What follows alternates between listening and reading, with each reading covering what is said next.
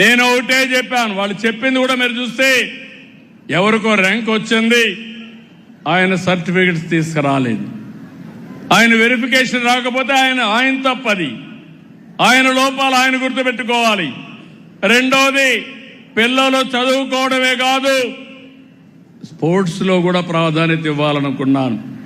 అందుకే మీరు ఆలోచిస్తే 2% ఉంటే దాన్ని 3% చేసి అన్ని ఉద్యోగాల్లో చదువుకు సమానంగా స్పోర్ట్స్ కూడా ప్రాధాన్యత ఇస్తున్నా.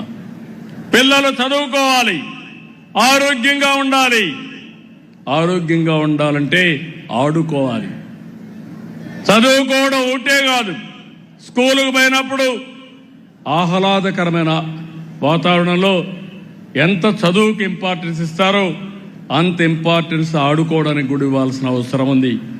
అప్పుడే మెంటల్గా ఎక్కడికక్కడ పిల్లలకు కూడా రిలీఫ్ వస్తుందని చెప్పి కూడా నేను మీకు తెలియజేస్తున్నా. నేను ఆ ఉద్యోగాలు ఇస్తే మీరెందుకు ఇచ్చారంటారు. డెఫినెట్గా ఇస్తాను. అది Telugu Desam NDA policy. Guide lines కూడా మీరు చూస్తే గవర్నమెంట్ ఆఫ్ ఇండియా పెట్టిన గైడ్ లైన్స్ ప్రకారమే ఇచ్చాను తప్ప ఎక్కడా డీవియేషన్ లేదు. ఎక్కడో ఎవరో డబ్బులు అడిగారని ఇందులో అవినీతి జరిగిందంటారు. వీళ్ళ పిఏ 100 కోట్లు సంపాదించాడు, ఆయన ఆఫీసులో ఉండి దానికి సమాధానం చెప్పడు.